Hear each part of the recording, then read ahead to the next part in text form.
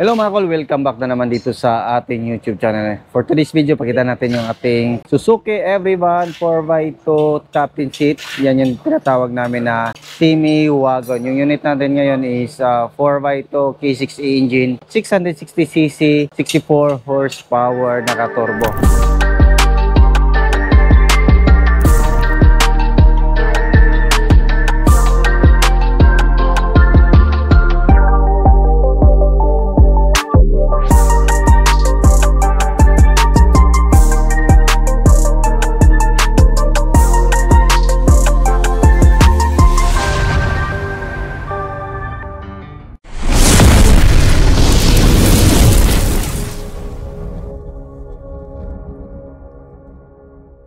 Yung presyo nito mga kol is 253,000. So check natin para malaman natin kung ano yung package sa ating tag 253,000 na Suzuki Everyone. Ayan, makita natin dito. Yung kulay ng ating unit is color pink. Yan po yung request ng ating customer na color. Yan, makita din natin dito yung ating headlight, H4 halogen. Dito yung ating signal light, din yung ating park light. Then dito naman sa bumper natin, makita natin, lagyan natin ng color black yung grills natin para may design naman yung ating bumper. So complete LTO registered po yan, direct na po sa ating buyer. Yan, fully tinted, high roof po yung unit natin. So makita din natin dito yung side mirror natin is auto-fold and retractable yung side mirror natin. Then dito meron tayong fender light. Then ito is black. Yan, so dinesignan lang natin based sa request ng ating customer hanggang dun yan sa dulo ng ating unit. So parang fender siya na design pero hindi siya pintura siya na ano siya, diretso. Ayan, makita natin. So yan, makita natin fully undercoat yung unit natin. So brand new mags and brand new tire. Yung sukat ng ating gulong is 165/65 R13. Then naka-disc brake po ito mga kol. Coil spring, yung likuran is naka-coil spring din. Main brake drum. Then makita din natin dito, kompleto po siya sa visor. Yan, kinulayan din natin ng black yung poste ng ating minivan para pag titingnan natin dito, parang buong salamin siya. Then meron tayong top load carrier sa itaas, gutter type. Ayan talaga yung mga sinasuggest namin na top load carrier para mas pwede natin kargahan ng mabibigat. Yan, dito naman sa likuran, meron tayong nilagay na spoiler. Yan. Then dito, makita din natin dito,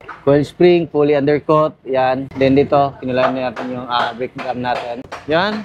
Dito naman sa likuran, makita natin, ayan, fully tinted. Then makita natin yung third light natin. Kompleto po tayo sa wiper. Then dito makita natin yung ating plate number. Nilagyan natin ng plate holder para hindi mabend yung plaka natin. Meron tayong dashcam na camera dito. Then yung sa stereo na camera natin. Yan, dito naman sa loob. Yan, so pink na pink. Then makita natin dito yung upuan natin. Meron siyang sandigan.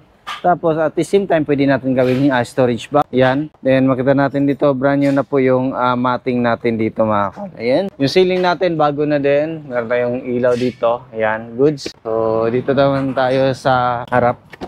Yan. Makita natin mga kol is naka-captain sheet siya. Meron siyang headrest, meron siyang armrest with cup holder. Power window na din yung sliding natin. Brand new na din yung matting natin dito. Ngayon makita natin dito, naka-plastic cover. Every siya, every van kasi Simi Wagon. Yan yung tinatawag natin Simi Wagon. Pag naka-captain sheet siya dito, is naka-plastic din dito. Ayan, makita din natin dito, meron tayong jack, tire range at saka riser dito. Ayan. So, dito naman sa itaas, nilagyan din natin ng mini fan based sa request ng ating customer. Ayan. So, meron siyang mini fan. Then, sa mga upuan natin, meron siyang lagayan dito. Ayan. Dito tayo sa harap. Ayan. So, dito makita natin yung ating main power window switch, auto fold ng side mirror natin. Goods. Yung ating retract ng mirror. Baba natin yung ating window. Tapos, yung retract natin is try natin. Ayan. Goods. Left and right. Gana. Then sa kabilang side, lagay natin sa right side. Ayan. So good. Ayan. So good siya. So, kita natin dito, yung steering wheel natin is original Japan with Suzuki na logo dito. Meron tayong dashcam. Ayan, 7 inches touchscreen stereo with reverse camera. Yung dashboard natin is back to original yung kulay. Ayan, so makita din natin dito yung ating panel gauge. Meron siyang RPM, park, sa gas natin, sa speedometer natin, at saka sa odometer reading. Ayan, dito naman, meron tayong headlight adjuster. Then dito yung ating wiper sa left side, yung wiper natin, washer. Ayan, goods, yung washer natin. Then dito makita natin yung ating park light, headlight, high beam, and low beam. Makita natin dito Then, shifter niya, automatic transmission, meron siyang overdrive dito. Aircon switch, ito, blower, goods, hazard switch dito. Yan. So, meron tayong glove box. Yung glove box natin. Yan, naka-cover, brand new. Yan, so, switch natin. So, ito yung upuan natin dito. Meron siyang headrest, armrest, meron siyang extra lagayan dito. Then, brand new na din yung mating natin. Parking brake pedal din yung ating accelerator pedal. So, check natin yung makina natin. So, ito yung makina natin. Yung makina natin is a K6E engine, 660cc, 64 horsepower, 4-speed automatic transmission po ito mga kol. Yan. Kita natin, marami siyang vacuum, naka-turbo po siya. Ito naman yung turbo natin. Yan. So, itong hose na to is papunta sa air filter natin, oxygen sensor natin. Yan, yung ignition coil at saka spark plug nandyan. Then, ito yung ating turbo mismo, PCV valve. Dito tayo maglagay ng engine oil. Then, ito yung ating injector, 1, 2, 3. Kasi yung makina natin is 3-cylinder, 12 valve, naka-timing chain po ito mga kol. Ayan o.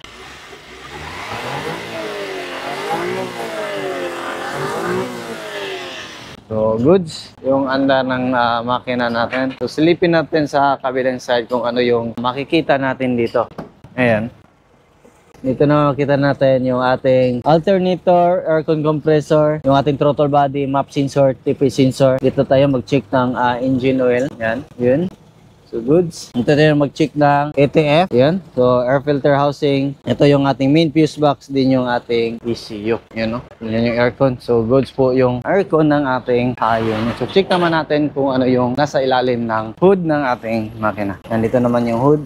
Yan. Hood natin, napaganda po ng kulay. Color pink na pink talaga yung minivan natin. Yan. So, dito makita natin yung ating windshield washer reservoir, radiator cap, din yung ating coolant reservoir dito. Yan.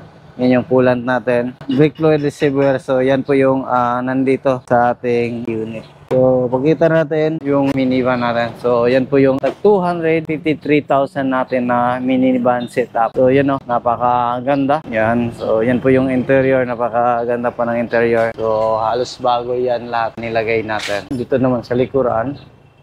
Yun o. So, yan po yung setup natin na tag 253,000 na Suzuki minivan. So, yan lang siguro yung ating vlog for today. Maraming salamat po sa inyong patuloy na pagsubaybay. Sa bago lang sa ating channel, don't forget to like, share, and subscribe. Click na rin ang notification bell para updated kayo sa ating mga next video uploads kayo. Ingat mga kol and bye-bye. God bless po sa ating lahat.